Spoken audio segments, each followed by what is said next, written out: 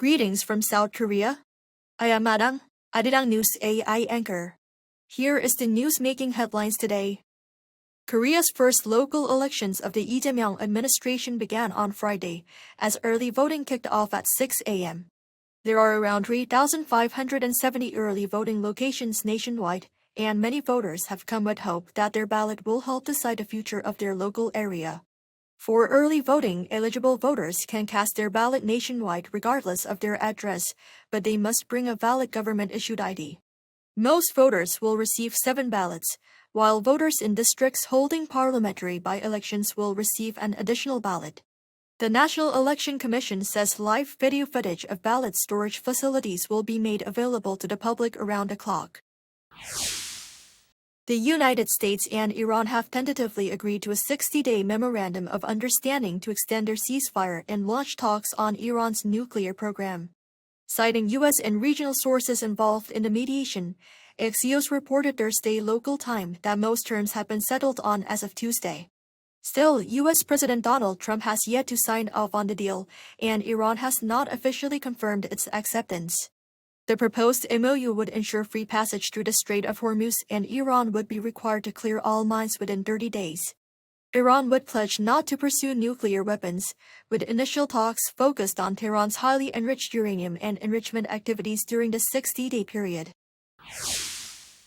A draft of the National Defense Authorization Act submitted by the U.S. House of Representatives for the fiscal year 2027 contains strengthened restrictions on the use of funds to reduce the number of U.S. Forces Korea troops. Released by the House Armed Services Committee Chairman Mike Rogers on Friday, the NDAA for fiscal year from October this year to September next year says that no funds authorized under the Act may be obligated or expended for the purpose of reducing the number of U.S. troops stationed in South Korea below 28,500. The new draft also specifies that no funds provided under the Act or any other funds made available during fiscal years 2026 or 2027 may be used to reduce the number of U.S. troops stationed in South Korea.